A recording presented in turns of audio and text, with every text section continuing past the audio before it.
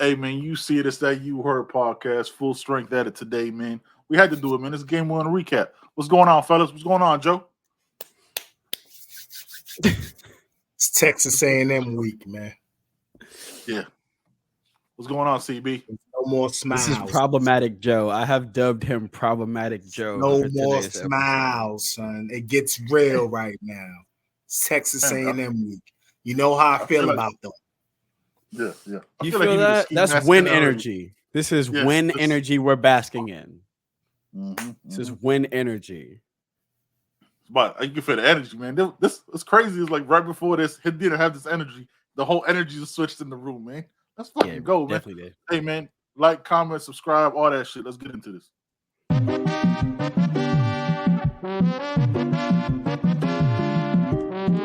Welcome to the You Heard podcast with your hosts, Ben, Joe, and CB. We're here to cover everything related to Miami Hurricanes football, from hot topics to pre- and post-game analysis. All right, we'll talk about it at the end. We'll talk about it. No. Let's talk about that right now because you completely flipped it on me now. I hate him for knowing this, bro. This man knew the brand, dog. Okay, I don't appreciate that. I'm saying, like, I mean, what did you say? What are we talking about, son? Get into it. I feel Keeping it a buck. You heard?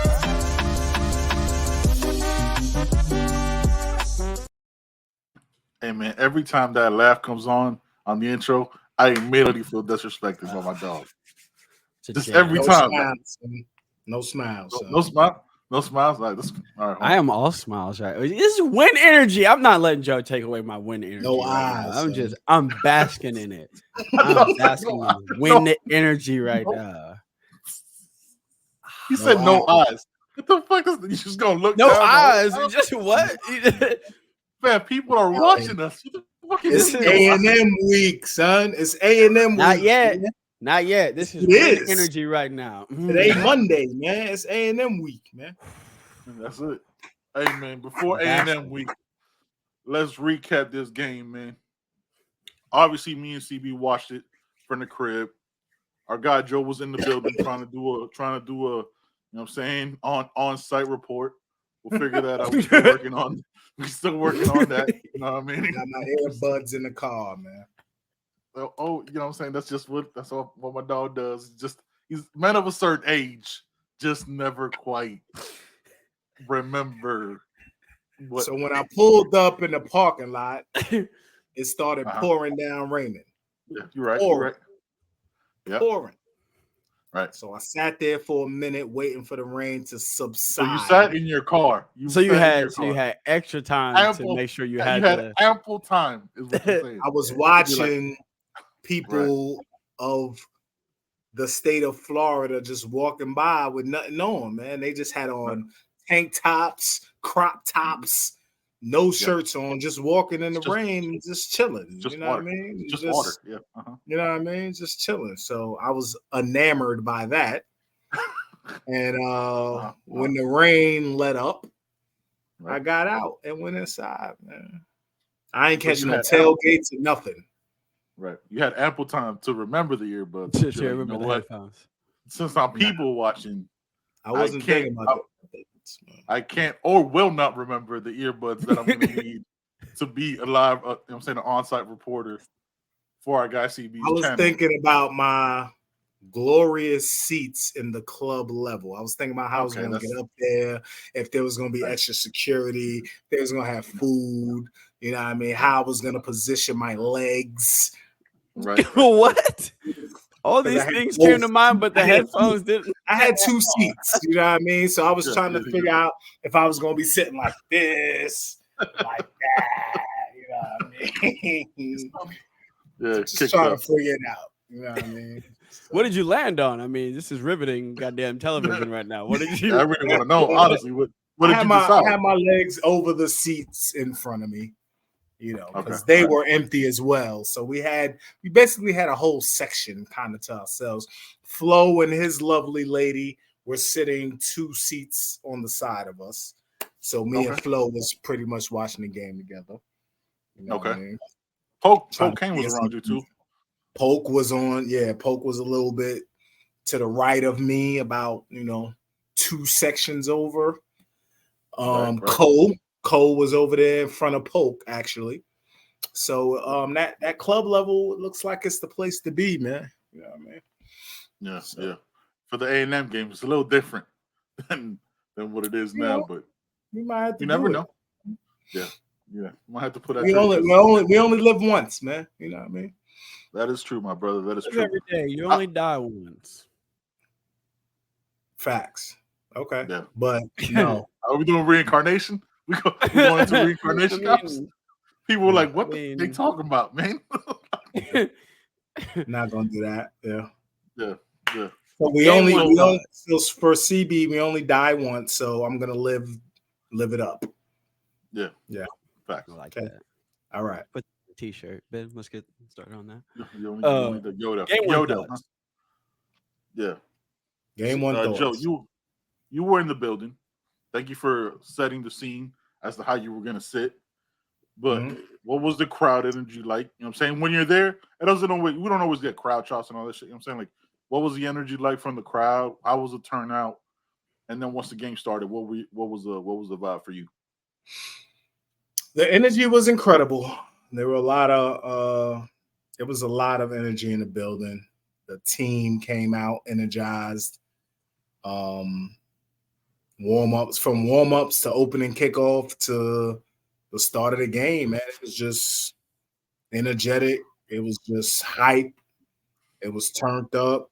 The crowd was kind of what I expected. I was expecting about 45 to 48-ish.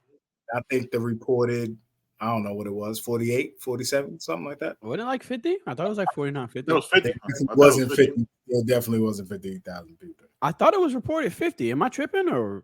I mean, 50,000 people might have bought seats. Yeah, but it wasn't 50,000 people. Yeah, but it looked like a good 45, 47, something like that. So it was popping, man. It was loud. It was loud, man, and it was a good experience for the opener. It was a good experience, man. I expect Texas A&M to be bananas. So different. ICB, what you got, man? Well, going into it, what are your just? We saw the energy that we were looking to see, that we saw in the spring and that we saw in the video clips. Social media has been providing us. By the way, big shout out to the Cane social media, both on Instagram, Twitter, and on YouTube. I feel like they've done like a little bit of a revamp, and they've just been killing it. The energy was there. That was really cool. It was interesting to see that carry over. I think we all just were hoping that what we saw they would continue to build on. My theme for the game was show them who we are, and I think we did. We imposed our will early and often. Thought the offensive line looked good. I think a lot of the things that we were trepidatious about, we got answers about.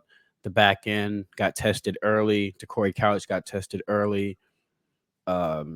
Inexperienced corners, as far as our defense is concerned, getting significant snaps, and Jaden Davis and DP2 starting at corner.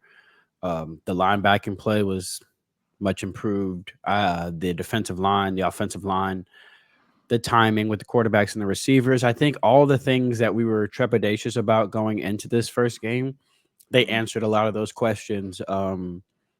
And we took care of business, man. TCOB, this isn't a game we're supposed to worry about or stress about or have 16 different, prediction episodes. But it's Miami of Ohio, with all due respect to them, but they are a team in the MAC conference. And, that it is a lower tier of football. If we are going to get back to being what we want to be and being one of these schools in a Power 5 conference, you have to take care of opponents like this. You win the games you're supposed to win. And we came out there and we did. So I'm happy. Still elated because you got to take care of business. So I'm happy they did. I'm happy they did it convincingly, and I'm still basking in win energy right now. I'm still excited because I know it's a lesser opponent than coming out and playing like somebody like Virginia or Virginia Tech or Florida State, but it's a good Division I program. They went to a bowl game last year. They have a pretty solid defense that we know. I think it was like a top 20 defense last year in the country. So taking care of business against a solid opponent to start the year off, to me, is a good way to start the year. So, all in all, I'm excited. I'm happy. I'm thrilled. Your boy is drinking the Kool-Aid. Not crazy. Like, I'm still holding on to my prediction before the season, but things are moving in the right direction. Yeah. Going into the game, man, I was, like we talked about it, right? I was kind of nervous because I wasn't sure what to expect. But once that first drive kind of popped off and I saw push off the ball, which is something Joe and myself wanted to see, just the control of the trenches and the line of scrimmage, I was like, okay. Like that immediately kind of put me at ease. That was before the screen. That was just seeing the push. I was like, oh, we have an offensive line. Like I don't think we gave up a sack in the game, right? Like TVD didn't get touched as far as I can remember. So it just felt like a professional victory. It felt nice. You know what I mean? Like I was like, okay, it was good to get this one out of the way. Even, you know what I'm saying, and focus on A&M. I mean, the game was over early. Like we talked at half, right, on CB's channel. Check it out, Chalupa Batman. We the first half was field goals, second half was touchdowns. That was the mark. Like again, Miami of Ohio, lower tier football. None of their players will start on Miami, yada yada yada, right?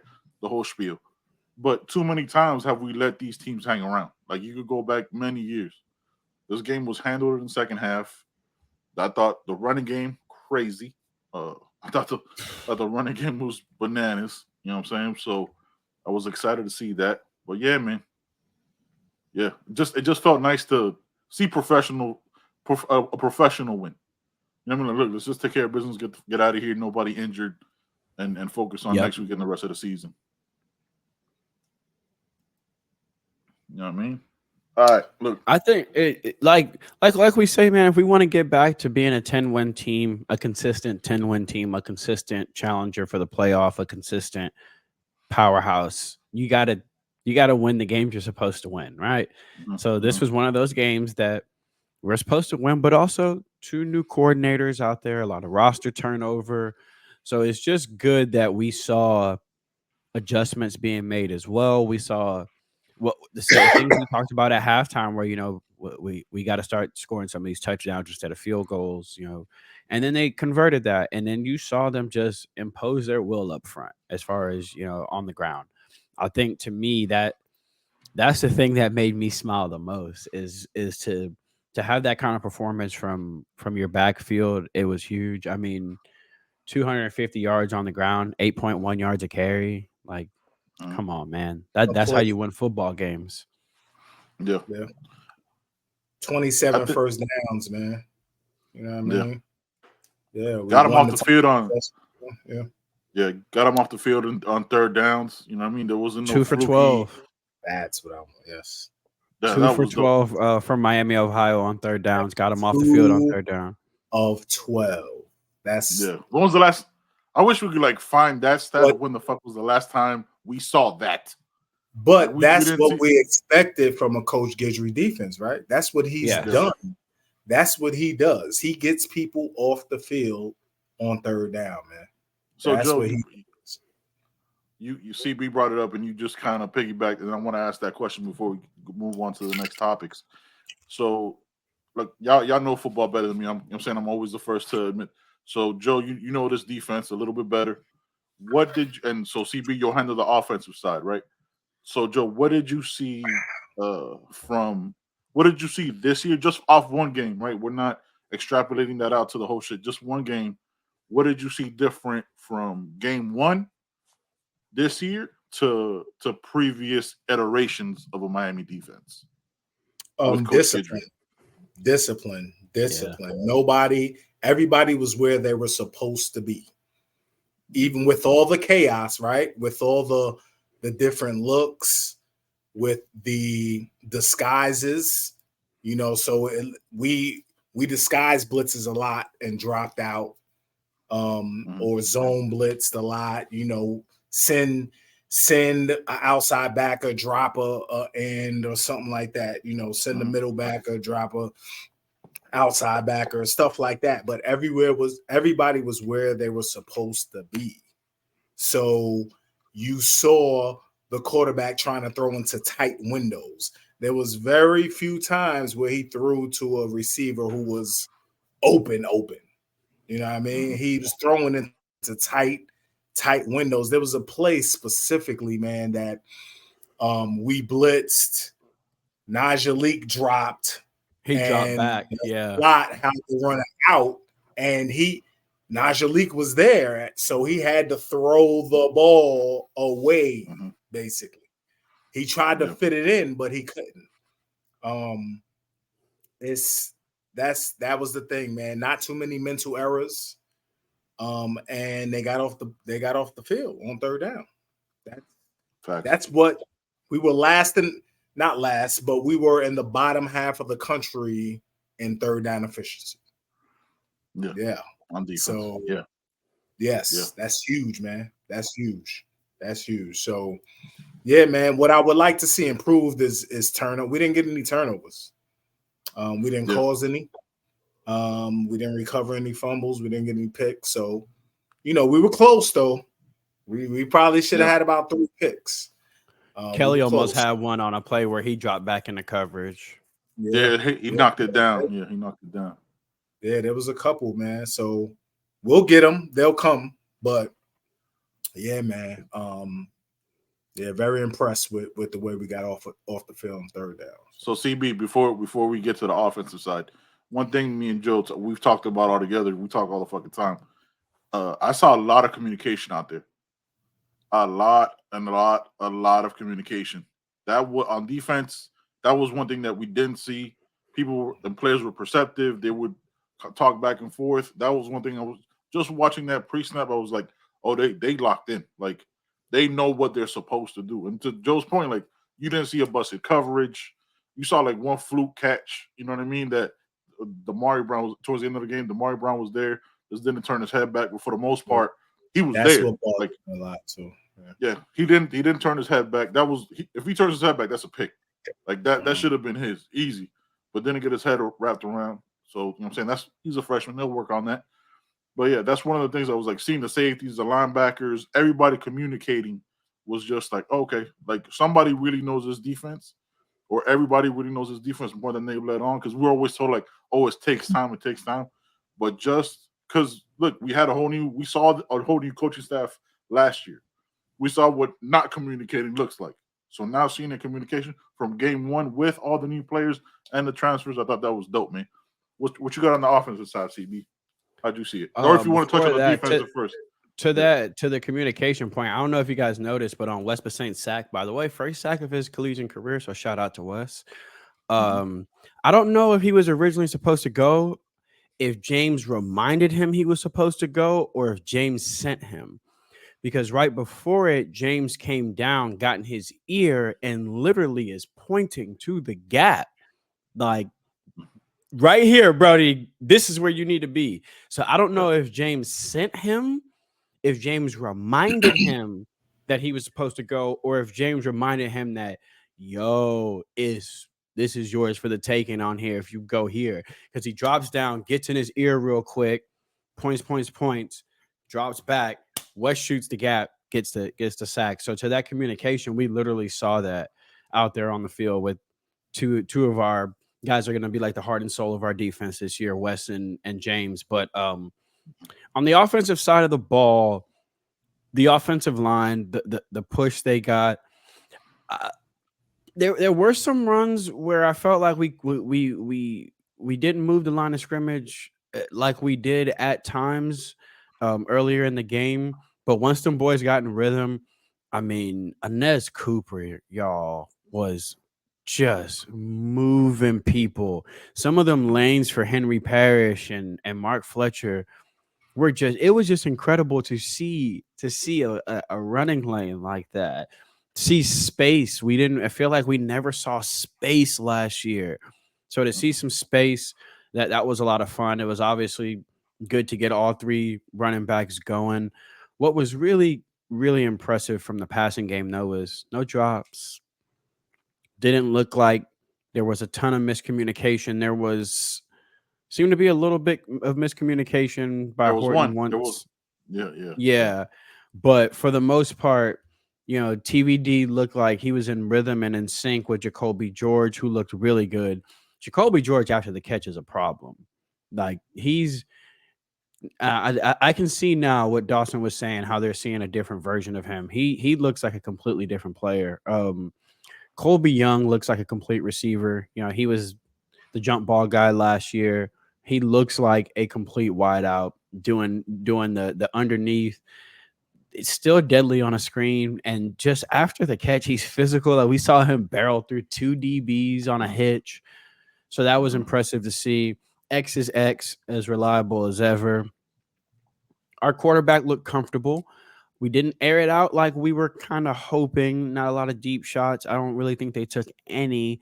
I don't really classify the pick as a shot that he took, to be honest. So we didn't really push the ball down the field, but he looked comfortable. He looked in command of the offense. The short to intermediate passing game looked good. The timing was good. The offense seemed a little bit vanilla, but what they did right. They executed. So that was good to see, a new offense that was installed late. You want to see them execute. And when you can impose your will on another team the way we did, it's just going to open up everything. I mean, we started seeing it in the second quarter. They were dropping that safety down in the box. And at halftime, like we were like, y'all got to hit them over the top, because they had really no answer for our running game. So I was kind of hoping to see a little razzle-dazzle going over the top. We didn't see that. But what I did see from the offense was execution. They executed well. We didn't see a lot of run plays getting blown up, not a lot of missed assignments, couple of bonehead penalties, but not a run on them or anything like that. It's game one, so that's going to happen. But the offense looked disciplined. Guys looked comfortable. We didn't see guys lining up wrong and being told go to the other side at the last second, and receivers swapping and people with their hands out looking confused. They all typically look comfortable in the offense. I'd like to see a little bit more versatility with personnel, but I think that's going to come as the season progresses. But look, man, when you can run the ball like we did, it'll put us in every game we play. You want to get ahead of the chains early and often with a guy like TVD who is wicked off play action. So to me, that's the key for us. If we're going to continue to be effective offensively, it's going to be pound the rock early, play action, get the linebackers and safeties to scoot up and hit them over the top. Now, we haven't seen the second half of that yet, but I'm hoping that we get to that. I think there was a reason for it, but from what I saw comfortability. I saw execution. The offensive line looked good. Maui Noah looked fantastic. Matt Lee looked good. Cohen Cooper. To me, Cooper stood out to me quite a bit on a lot of these run plays. He just pulling. He is a absolute monster, and he looks better with the weight off of him, but he's still got all that power. And I'm just really, really proud of the offensive line, man, because we were coming off last year. We were like, dog, they got to fix this, bro. Like, there ain't a running lane to be had. Quarterbacks are running for their lives. Ain't no push. Looked comfortable back there. There was no push. Like, we saw all those things that we were so worried about. Corners getting beat deep last year. They tested us early. And same guys that were out of position last year were in position this year. So it's working. Improvement is being had. So all in all, I think the offense showed us that it's going to be better than last year. And they seem to have a good grasp on it already. Now it's just time to open that manga up a little bit, and let's see what's really in this playbook. My daughter wanted to cuss there, but he censored himself. I see you. Joe, what you got on offense, man? You know what I'm saying? You're both y'all, you're the, you know what I'm saying, you're the receiver of the pod. So what did you see? What did you want to see from the offense that CB didn't quite touch on, or how'd you see it? I agree with CB, man. I agree with everything CB said, man. It's just, we want to get to a point where we can do basic things on offense and win and dominate. Yeah.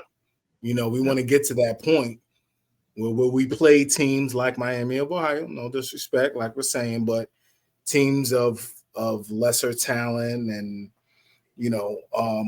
where we can just run ISO left, ISO right, zone left, zone right, dives, and we can dominate, man. And we did that. We did have 8 penalties. We had key penalties, right? We had some false starts in the red zone, drive killers. You know what I mean? Yeah, holding. And like you said, man, first game, we'll figure it out. Deep shots, I'm not mad at all. You know what I mean? The corners were playing 32 yards off the ball. Like even when they brought the safeties down, there were a few opportunities for deep shots. Definitely a few opportunities. Me and Flo in the stands like, oh my gosh, Kobe's 1-on-1. The corners up. Let's go deep, but it didn't happen. But I'm not mad at it. It's gonna happen. It's definitely gonna happen because the team coming in is not gonna play 32 yards off the ball. No, the corners are gonna challenge the receivers. They're gonna be in zero coverage. Safeties are gonna come down to stop the run. So we're gonna have opportunities to go up top. So I'm not mad, man. I just think we dominated. Just doing basic stuff. We talked about it. We have to do the basics well. So I think this is a game where, we worked on the basics and we did it, kind of well, man. So I'm cool. I was cool with the offense, man. Yeah. No drops. That was good. No drops. No drops was huge. No drops. Yep. I think just speaking to the whole game, right? I think it was really interesting how we came out and just again, I'll say it again, like just performed like a football team, right? Like this is not like I'm not the guy that needs to see a bunch of shots downfield and we're just gonna have I think I saw stuff like 10 for 11, 300 yards and only worked on the deep ball, right? Like you said it, like run left, run right, ISO ref, little little outside zone, stuff like that. I liked on offense, I liked the versatility of basically every drive a new running back. So you kept all your running backs fresh. Didn't have to worry about it. CB touched on 8.1 yards per carry. And it was just like, let's just get up out of here. Like, fam, like they don't it was a let's do everything right, and they don't deserve to be on the field with us. But we're just gonna push them off the ball and handle it that way. That's it. Like we're not going to do nothing pretty, nothing oohs and ahs for the highlight for the scoreboard we're just gonna win by 5 touchdowns and somehow fans will still be upset about it and then we just move on. That's it. Like this didn't happen last year. Like people are like, oh, this is what we're just supposed to throw the ball deep. Fam, who did we beat by 5 touchdowns last year? Bethune-Cookman. And you know what I'm saying? Like that was it. Yeah. Like this I didn't see y'all did y'all see a missed tackle? Nope. Yes. But nothing egregious. But yes. Right. Nothing. But nothing egregious. Right? Yeah. Nothing. Boys wasn't diving at people with their eyes closed and shoulders first. Yeah. None of that. Like this was business and workman. Like that's all I need. It was just okay. We got up out of there, man. It was exactly what I wanted to see. I watched the game twice, and shout out to condensed games. You could really watch things like pinpoint, so you don't have to watch like the whole game. Shout out to whoever decided to do that because that shit is amazing. All right, yeah, man. And people need to watch. If you really want to get into it, man, Roman OBB, man, breakdowns, man, fantastic, man. So he broke it down. I watched it earlier. Yeah, shout out to OBB, man, Orange Bowl boys, man, killing it. One of the OGs of podcasting. And Roman always breaks it down. Shout out to Steve-O, did his thing too. I'm saying did breakdowns. I'm a student, man. I love to learn. I love to learn new shit. So shout out to Roman. Great breakdown. So definitely go check that out. Now we're gonna get into the front seven, man. This was so there was something that we talked about we couldn't really touch on because it was only 15 minutes during the halftime. I thought because Rasta said that we didn't get much pressure with our front four. I think that was incorrect. I think because he just wanted to see like 1-to-1 beat their man. Fam, you don't like you want to make the offensive line guess as to how they're going to come at you. So that's what I liked from the defensive line, right? The front seven or front six with to Corey Couch, which was a surprise to start. Everybody had everybody had Jaden Davis locked in, right? We all thought that way. That's all we heard. I thought Jaden Harris. Yeah, I thought was not Jaden Davis in the slot, right? Because that's a star. Isn't that the? I thought Jaden Harris was actually going to start at the star. To be honest with you, because in the spring he looked really great in the star, but I have a theory. We'll get into it. Okay, all right. So the front seven, right? Which is really more like a front 11, because if you count the rotation and the depth that we're throwing out there, what was your impression? We'll start with you, Joe, of the front seven on defense, man, or six, however you want to put it with it. The front seven did what they were supposed to do, man. They stopped the run and they got to the quarterback. That's all I can ask for. I mean, that's all I care about. They got off the field on third down. I don't care how we got there. You know what I mean? So we may all right, Coach Guidry's gonna blitz. Yes. He didn't throw too many exotics in there. No, he did not. No. If we blitz, we blitzed one extra body, you know what I mean, maybe two at times. We did play some games up front. The sack that Jafari Harvey and Ruben Bain got he to. Should get half a sack. He should get half a sack. Yeah. It was more Harvey there. But that was a little game there. But I mean, they did their job, man. They held up at the point of attack. They got in the backfield. They caused confusion for the O-line. What's the kid from Dean? Dean. Branson is a problem. He's a problem. And again, this stuff doesn't show up on the stat sheets. You know what I mean? Like he didn't get 3 sacks and whatever, but he caused a lot of disruption, man. Sideline, that boy bad. His backside pursuit was nasty. Yeah. LT got to get his mind right, man. He was frustrated the whole game, and then he got a stupid penalty. He never played after that. We had him at 4th and 16, or 3rd and 16 or something, and he got a personal foul. He was getting held quite a bit. I think that started to get him frustrated. Yeah, he was, but Ruben Bain too. Like there was one play right before that where they called a holding. It was like all 4 offensive linemen were holding. Like clear. It's hard. It's hard to see that inside. Like Ruben Bain playing outside ends, you're probably gonna get that call. But inside, you're probably not gonna get that call, man. And you talk about this a lot. Then when somebody makes a mistake like that, you want to see them held accountable. And LT definitely got held accountable because we did not see him after that for the rest of the game. I love that shit. That shit got me so hyped because I was looking for him. I was ready to see him on the next snap. They pulled his ass right after that. No, get the fuck out the field. You saw Moulton get more burn. You saw Dean. You even saw a little bit of Thomas Gore. You saw Bobby Washington playing almost. You saw Lichtenstein. Lichtenstein got out there too. Yeah.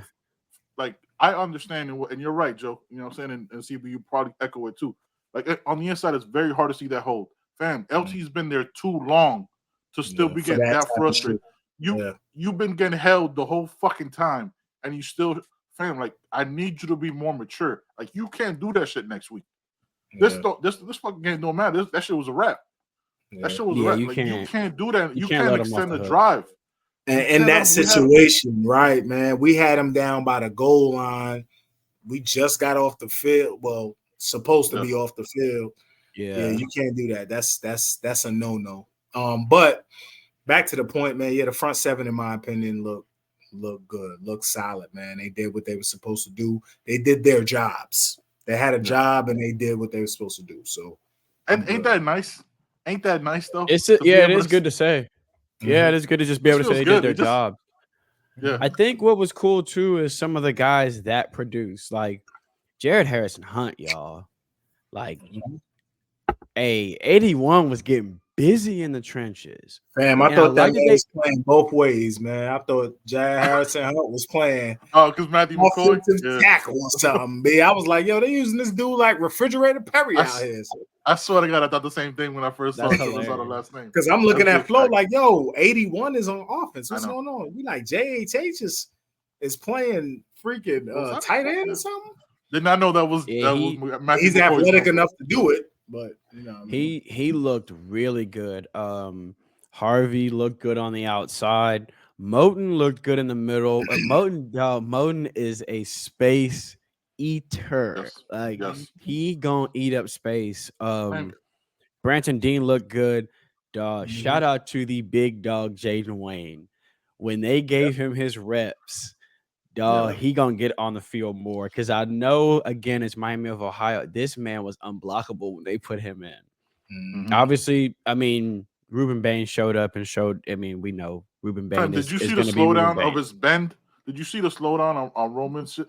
Fam, that Yo, when he got so low, I was like, fam, how you not there just fucking low crawling on the ground on that bend? Son, he got nasty. There's a play. He didn't get home on it. But I was trying to take as many notes as I could, but I can't take notes during the game because that's not who I am. I do it on condensed bro, the bend because he was on the right side of the offense at the time. And like I literally put Bane bend and I put a bunch of exclamation points, bro. Like, because I couldn't put much more while I was trying to watch it too. So I was just like Bane bend. It was just good to see them take care of business. The front seven getting pushed, not getting pushed around. They had like 31 or 33 rushing yards before we put in, the reserve guys. So just the stuff to run the way they did. And they finished with 51. But the starters had them at like 31, 33 yards on the ground. The pressure was decent. I want to see a bit more as far as converting some of those hurries into sacks. I feel like we could do that a little bit better. I want to see some of our pass rushers get loose a little bit more. I love the versatility, man. They had a couple plays where they had Mesidor inside, Kelly, Bain, and then Harvey on the outside of that. And I was just like, run that, give me more of that. It was cool to see the rotation up front too, keeping guys fresh. Like Ben said, the accountability, mental mistakes will not be tolerated. Just bonehead mistakes won't be tolerated. But to just see them take care of business, the fact that we're not talking about our defensive line as a liability, it makes me happy. But I do want to see some sacks. I want to see more sacks. Like to see some of our pass rushers like Mesidor and Kelly get loose a little bit more than they did. But all in all, I mean, like I said, they took care of business, dude. I mean, this team was stifled on offense. They never really got in rhythm and never really had anything going. Even when they would bend just a little bit, like you could see that they'd snap out of it and come back and make a play. So that was good to see as well. You start winning, you kind of relax a little bit, and you can see that like they hit a pass or they have a nice run, and then you can see like the boys would get focused again and get the stop. So that was good. Getting off the field on third down is huge. No big plays, no busted coverages. Everybody healthy. I'm happy. Facts. I think what I noticed the most, just to not echo just what you guys said, I thought instead of CB, I thought the substitutions were perfect. Like I never felt like they put somebody out there too long or they substituted too quickly. Like I thought they had like a really good rhythm to their rotations, which was gonna be like if you really think of like all new coordinators, right? On offense, didn't really rotate too much. Rotations. Yeah, the rotations were perfect, so it was all good, man. So I thought that was good because last year was like it was too much. It was too much. It was too much A rotation. little too much with Nigel Kelly. I want to see Kelly out there a little bit more. There were a few times when I was like, all right, now I need this. But then again, first game, like Ben is saying, let's get some flavors out there. Let's try some let's try some different things, and it could be a reason. But they had Nigel covering a lot. Like he's an athletic monster. Like they didn't have him doing that. Yeah, shit he a last year. beast. So that they're expanding his repertoire to what he could do, and I like that. There was a past breakup that I can't remember who had it, and these are little things that I pick up where like you start to notice a little bit of the differences and like the intricacies of culture. If you want to go with that word for a lot of, there was Jamil Adai was on the sideline, and one of his corners either had a big hit or past breakup, and he was right there to cheer him on. Didn't see that type of shit last year. If we keep it, you know what I'm saying? Like, not, but just seeing that, like, all right, let's go. Like, I don't know, because I didn't know if Jamil Adai smiled, spoke. I Coach Adai. I didn't know any of those things. Just to see him doing that interaction, I was like, okay, like the energy in the building is different, and you saw the way they performed. He's hella fun, according to all the DBs, man. Every time I ask one of them what's he like, they say he's extra goofy and fun, and when he in front of a camera is taking care of business probably, but apparently he is hilarious and funny. And like I said, my favorite thing was when LT got that stupid penalty, didn't see him back on the field, and that's what you want to see. So I was good with that. I was. My favorite thing was James Williams on punt on the punt team, setting the tone early and often. Yeah, I love starters playing on special teams, man. I say that all the time, but I love it because in my formative years of watching the Hurricanes, when I fell in love with football, Maurice Sykes and Sean Taylor and all those, they play special teams. Like, so like I love seeing James out there as a gunner. Like, give him another chance to hit somebody. It was good to see. Yeah, man. All right, let's get into this next topic, man. Just the this guy. He's doing the tilt. All right, man. Look, y'all know Joe sends out the cue, sends out the Kingsware signal. So let's get into that break and we'll be right back. Welcome to Kingsware. Family owned and operated since 2010, Kingsware has all latest merchandise for the Miami Hurricanes, Miami Dolphins, Inter Miami Soccer, and more. Come visit us at our store in Davie on University Drive just south of I-595 or online at Caneswear.com. Caneswear, the spot Miami fans shop. Yeah.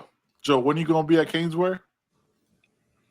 I was there already. You going again, aren't you?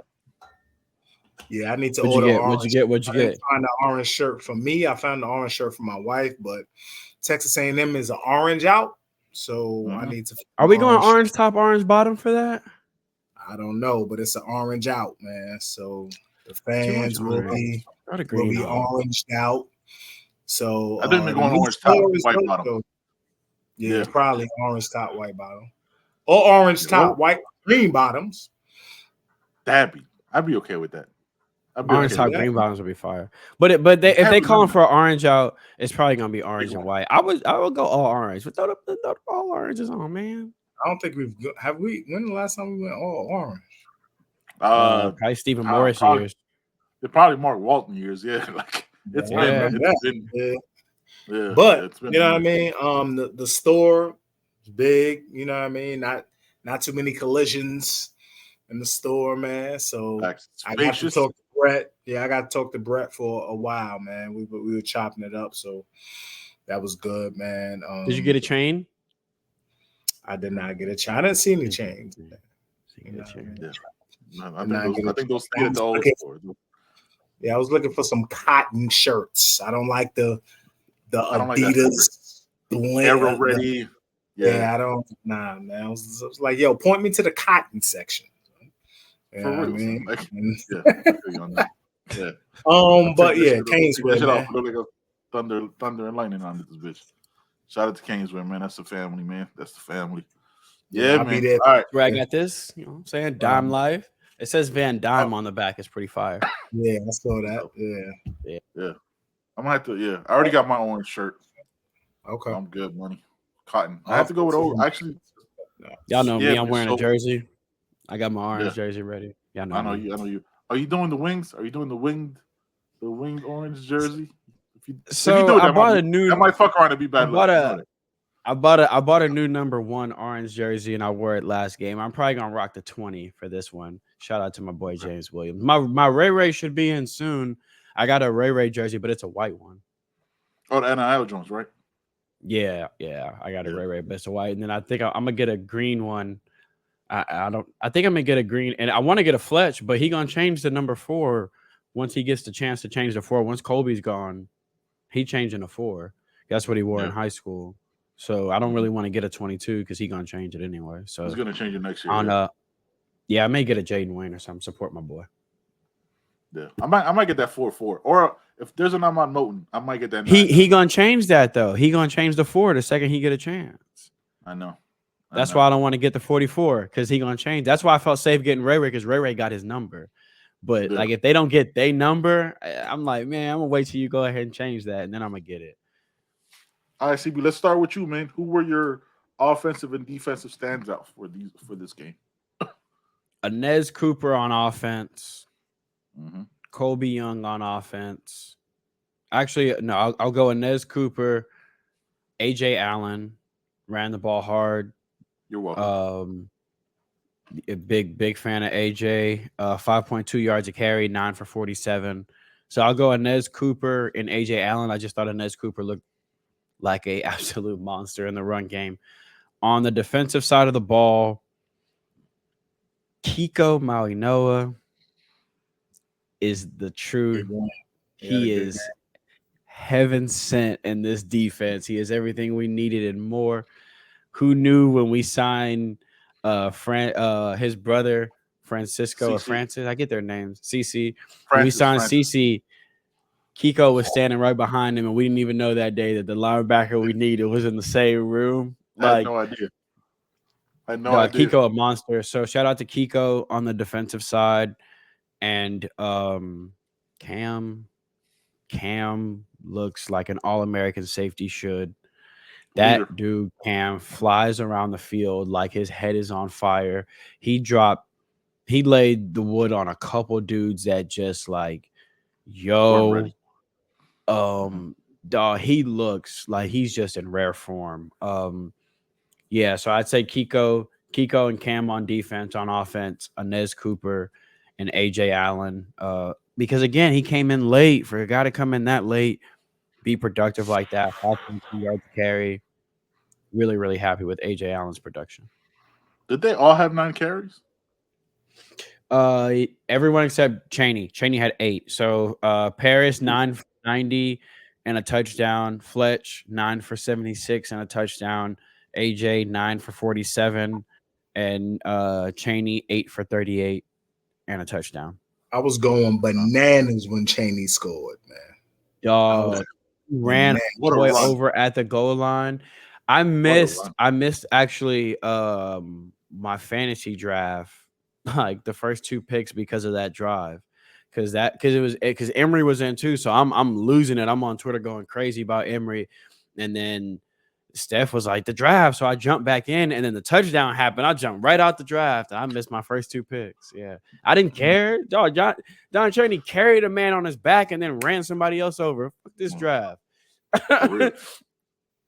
All right, Joe, what you got, man? Offensive, defensive standouts. You can name however many you want. The whole O-line offensively, including Cam McCormick. People ain't see, man. Cam McCormick was thugging it out, man. McCormick was man. Cam McCormick did his thing, blocking. So the whole line, Cam McCormick. On defense, Branson Dean and James Williams, man. James Williams was controlling it back there, helping in the run game. On special teams, James Williams just looks more comfortable. He looks more comfortable, man. And that's the shoulder that he hurt too, right? That's the shoulder that he hurt when he just brought dude down with one arm. I think that was the shoulder that he hurt. So that boy's arm is long as hell, man. Yeah, he looked comfortable. Wrapped around him, man. Like a fucking octopus. Just say, hey, man, sit down. He gonna reach out and catch you. Yeah, love it. So yeah. I'm gonna go defense. I'm gonna go just because he didn't get the credited for the sack, but just his overall pressure. Ruben Bain, like he was monster, like there's a different. Najee Kelly's a fucking freak show. Like, just to be able to drop in coverage and like read the court, like to do all those things that were not asked of you a year ago. But last year was just basically a seal the edge. You know what I'm saying? Do all that, do very basic rudimentary shit for the little snaps he got. The leap he's made looks way more comfortable. Like, I don't understand that sometimes. Like, just as a fan watching is like, how do you ask somebody who did so little last year, was asked to do so little, do so much more and look more and more confident and comfortable in it from game one, from a staff that, you know what I'm saying, like that just came in here in what, December, what was it, February, March? You know what I'm saying? So that was impressive to see. So look, man, Kiko, just see, you said we did not know in that room that day was a dude that was gonna lead the front seven the way he did. Look, I may get that jersey, damn it. Fam, I might, that might be the one. That might be the one I get, like, for real. Like, that dude, like, the leaders, like, another thing I don't understand, and y'all can explain it to me, shit, whoever the fuck, in the comments when this podcast drops, help me understand how a group of transfers and new players communicate better this year. You know what I mean? Like, I don't understand that. Like, I don't understand, like, that concept. Like, how do they look better in communication, in trust, and like in the Wesley Bissaint sack, right? James came down and communicated with him. Just that whole thing. All right, offense. I mean, we can't go us three talking about it without Fletcher, right? We can't put him on a foot like that. Like, we saw him at Kingsfed at a spring game. He looks way bigger now than he did 8 months ago. That dude is and I love, again, the rotation. I'm gonna say it again.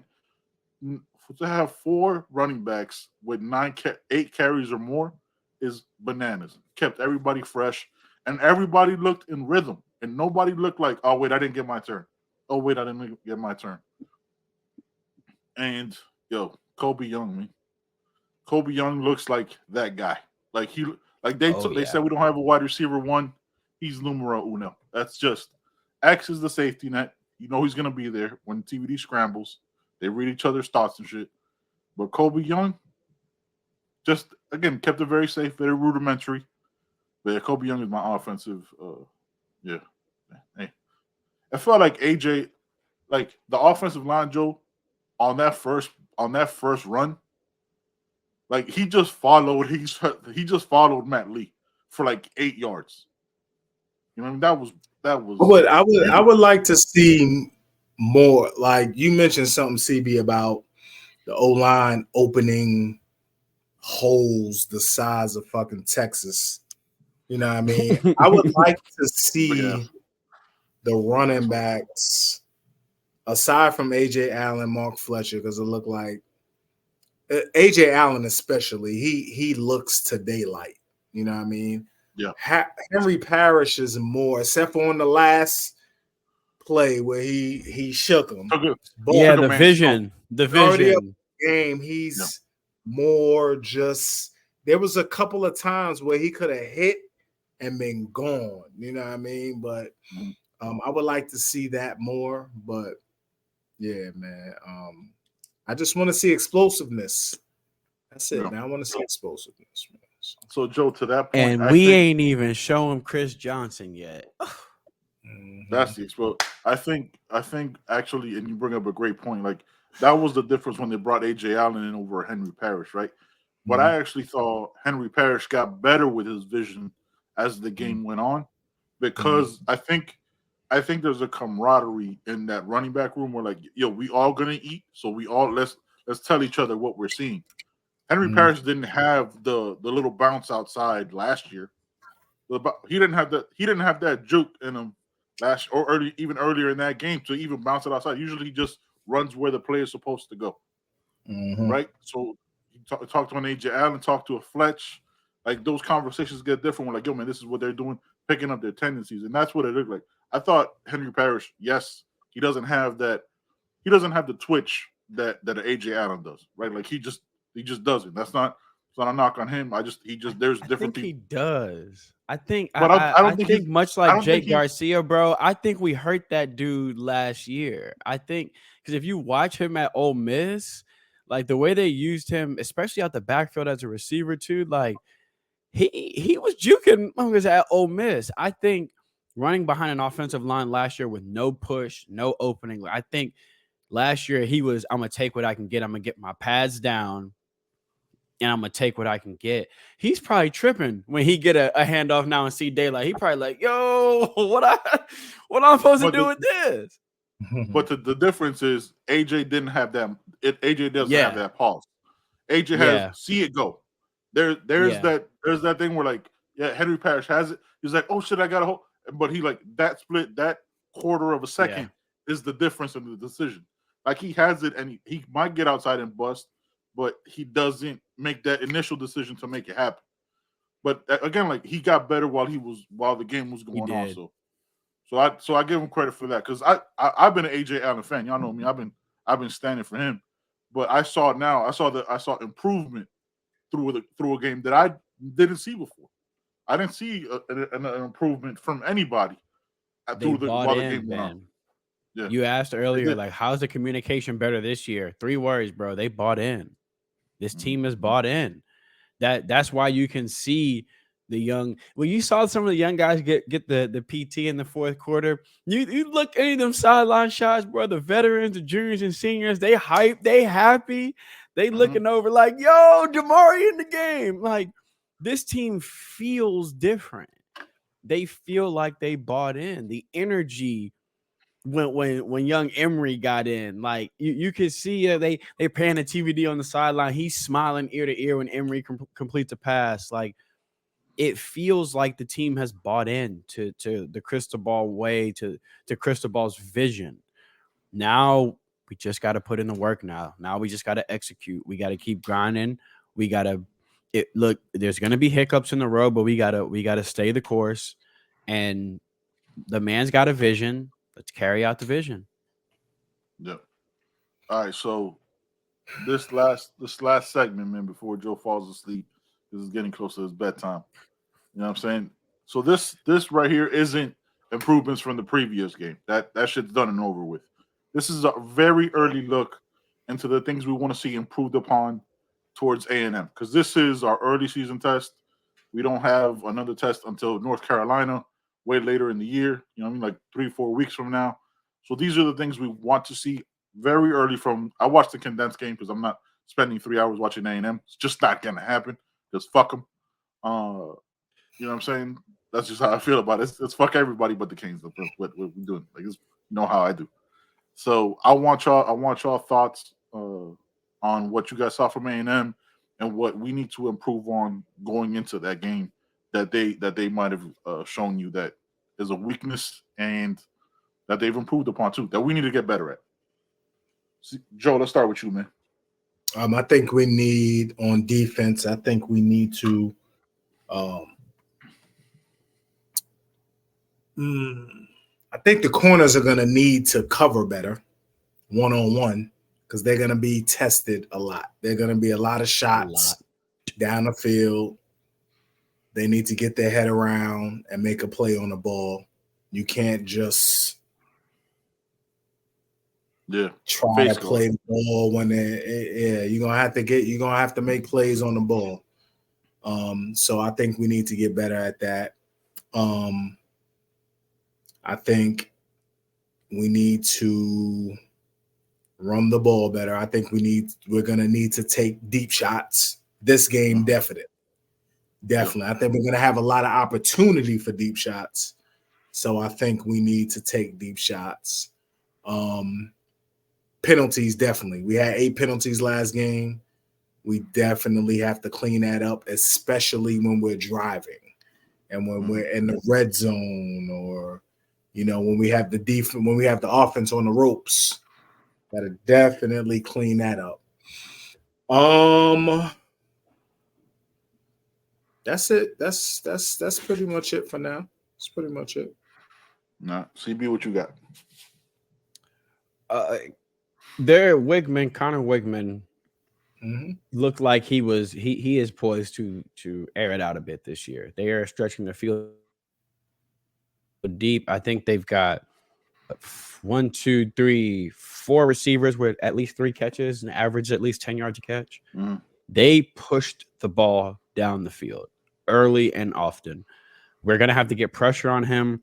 He ain't Joe Montana, but if you sit him back there like he did against New Mexico with no pressure on him, he will carve you up. I think any quarterback worth their salt, if you give them that much time, come on, nobody can cover for that long. And on the back end, they do a lot of really interesting things with their combo routes on that. So I watched some of the game. I was flipping back and forth because I wanted to see what the offense looked like. Mm-hmm. I think the key to this game is our safeties, man. Communication is going to be huge. Making sure these guys know where they're supposed to be is going to be huge. Making sure they understand when they're supposed to switch or pass off is going to be huge, because they are going to test us early and often. As excited as we are about our newfound corners, they are newfound corners, meaning they are still learning this deep. New. Jaden Davis just got here. That boy, you know what I'm saying? He just got here. Ain't nothing on his wall in his dorm. He just got here. His shit in boxes right now. Like still got the bare white paint. Yeah. He ain't moved in yet.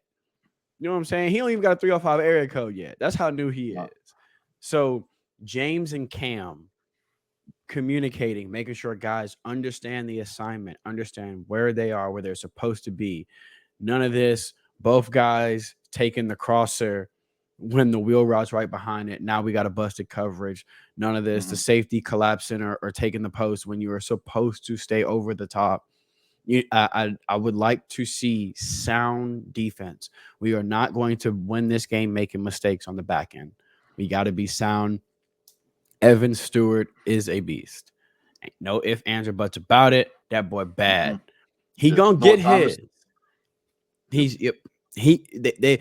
Here's the key though. Their running game is not as impressive as it was last year. They lost their star running back in the draft. Yep. Get them behind the chains early and often. Stuff the run so we can pin our ears back and go after Wigman. I think if you put pressure on this kid, he will turn the football over. But if you let him sit back there, he will tear us apart because you can't cover for that long anyway. But I do think I think that's why I was a little vanilla. I think Lance Gidry about to dial some ish up. And I think we coming in with a good game plan. We're going to have to be aggressive, but we're going to have to be measured with our aggression. Aggression doesn't mean fly around like you're insane and forget your assignment. I think we need to be aggressive in the front 7, measured in the back end. It's going to be huge. They are going to test these young corners. We saw Takori Couch get tested early. They are going to test us. And then they're going to test us again. And then again. Yep. And then when we put in 19, they're going to go, oh, remember what they did in 19 last year? Test him. They're going to keep trying us. The more our front 7 starts to look how it's looking, teams are going to figure out that they have to air it out on us anyway, because they're going to want to try to back up Maui Noah and West Bassane a little bit. So I think the key to this game is measured aggression. Be aggressive in the front, measured in the back end. Cam and James are important because if they do get behind our corners, we need our safeties to be that last line of defense. Yeah. I think this game was a perfect this past game was a perfect way to establish that we do the little things right. Right, we did the foundational stuff right. So now we can expand on that. And Gidry's gonna cook. Like Joe calls him a mad scientist for a reason, right? I don't think we really know what he's capable of yet with these kind of toys. You know what I mean? With this level of talent. Like Joe talks about it, like when Andre Sam balled out last year and all that stuff. But like with a Cam and the James is very different, right? With a Francisco different, Wesley different, Najee again. I'll reiterate that shit again. Wasn't asked to do what he's doing this year and looking comfortable out there doing it, right? So it gives you a little idea what he's gonna do. For me, it really comes down to the defense stuff in the run. I don't take much evaluation into what they did yesterday to New Mexico. New Mexico was a 2-10 team. So like people are like, oh, see, they air it out. Fam, they were 2-10. They're not much better this year. You know what I mean? Like that's a 2-10 football team.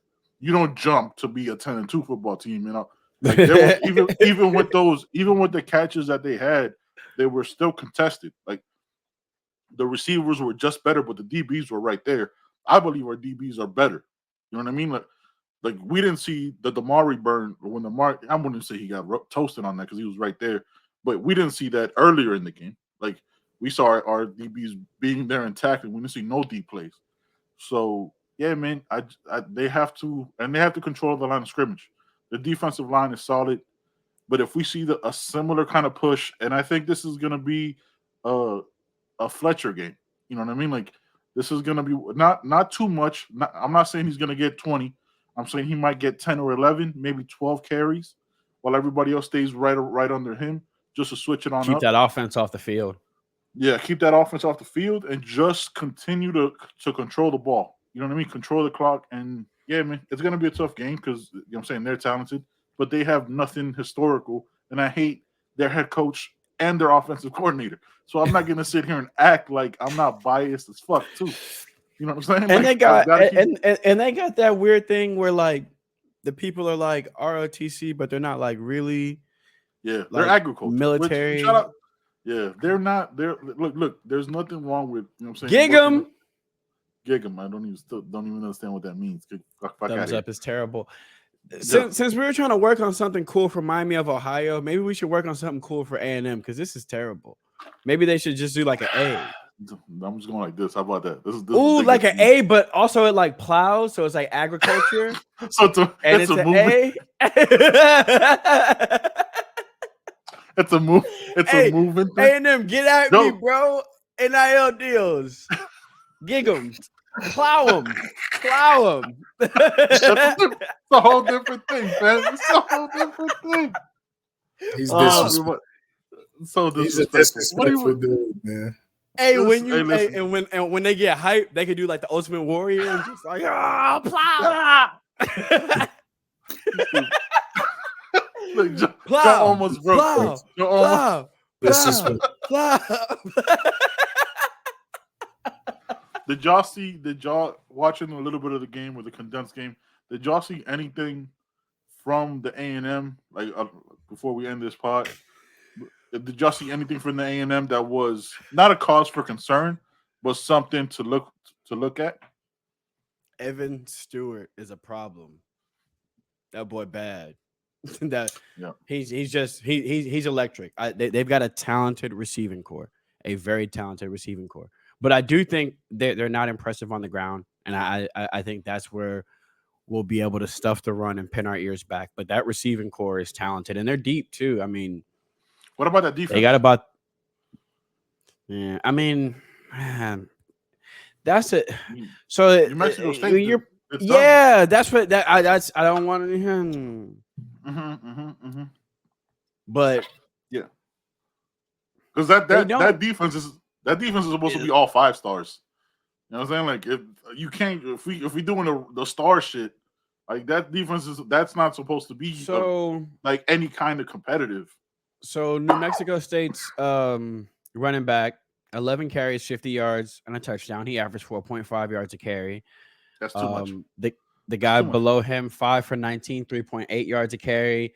Sherrod White, 3 for 12, 4 yards a carry. So they can be had a little bit on the ground. You know what I mean? From what we're seeing, New Mexico ran for 91 yards on the ground. And there. This is a 2-10 football team. Yeah. 18 first downs from New Mexico. Yeah, it's not like they're getting a bunch of big time transfers, right?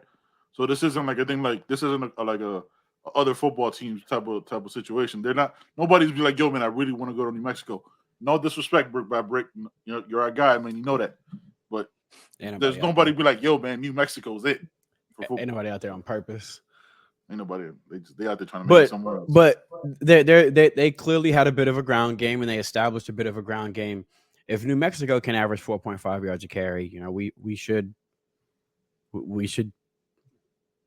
They also, they won the time of possession early and often. They won the time of possession battle too. Yeah, you wonder if that's just because, you know what I mean, bombs. You know, if you score in 30 seconds. But they had 18 first downs. That's a lot. That's a lot, the fam. one, That's Joe. a problem. 18 to 27. I mean, yeah.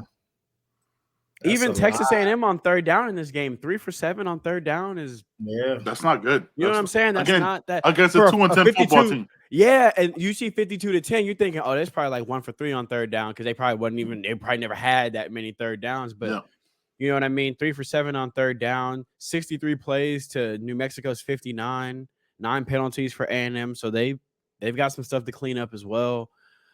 But A&M average 6.5 yards per play. That's dinking and dunking too. That's dinking and dunking. But what I like, y'all, New Mexico ran for 91 yards on the ground.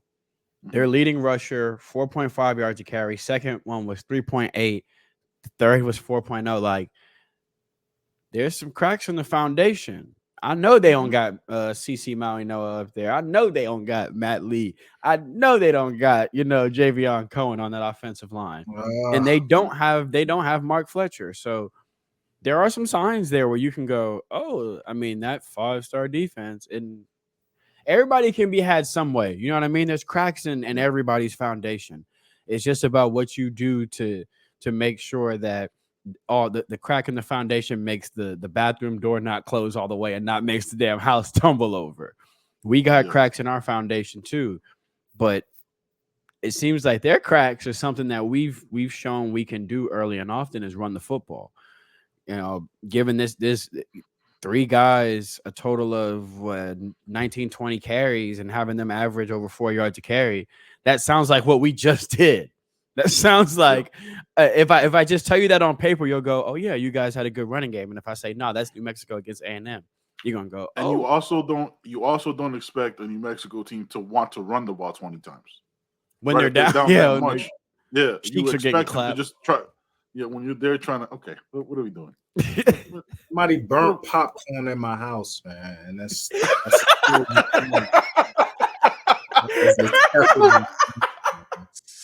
Son. That shit came out of nowhere. Like awful. So that's an awful smell, man. It is. When that paper catch fire, it's a wrap. Bro. Oh, it's like fish in the microwave at work, bro. It is the worst shit. That's the most dad shit ever, bro. Joe, the podcast stopped being a thing for a second. Yeah. I don't understand. A&M defense is kind of suspect, and somebody burnt popcorn. Yeah, I don't understand in 2023 how you burn popcorn. That's a legit question, though. Too many settings. Man, it says it on the bag. Like, hey, how long? This is how long. Like, what? You muted yourself, CB. You muted yourself. You tapped it. You muted. You muted, fam. Oh, there you go. There's a popcorn button. If you hit the popcorn button and you walk away, it's unacceptable. It's unacceptable. Yeah. Hey, real quick though, do y'all actually use other buttons on your microwave, or do y'all just hit the 30-second button? I hit 30 seconds 6 times. Ding, ding, ding, ding, ding, ding, ding, ding. If a real gangster need an hour on a microwave, he just hitting that damn 30-second button as long as it takes. That's baby. it. That's it. I do the 30. I do the 30-second twice. I'm saying because usually like if I'm heating up like some chicken and rice or something, then I'll mix it up, put it back in, tap. Yeah. You got fam because you got to mix it. Also, you got like that weird ass section that is hot as fuck. Yeah, the other side is like cold. Like fam, you were rotating. Plate be hot though. How the fuck? How the fuck? You can't touch it. You can't touch the bottom. You gotta like fucking put on gloves and shit and a fucking mask and like just hold it from the sides and hope you don't die from the fucking heat.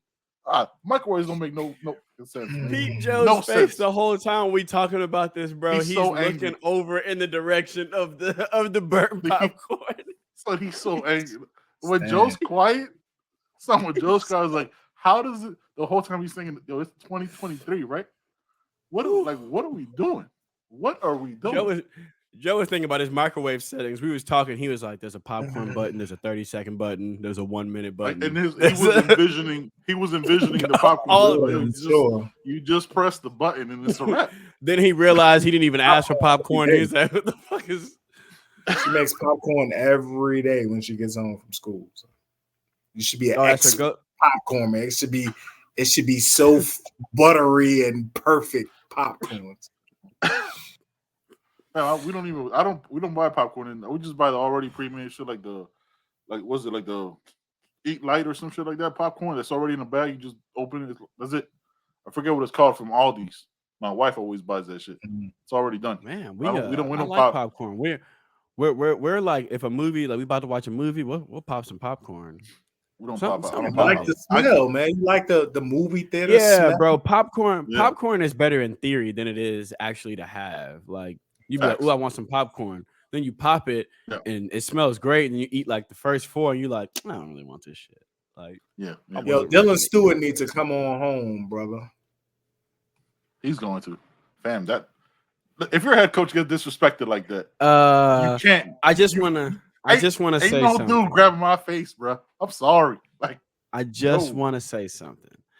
If you're an incoming freshman and you want actual playing time on the team that you signed for, Nicholas, you don't want coaches dancing on you in your recruiting photos.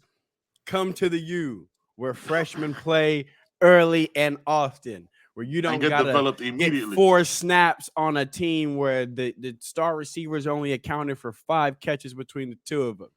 Come to the U. We're about to see that against well, for y'all it's gonna be last night. For us it's gonna be tonight.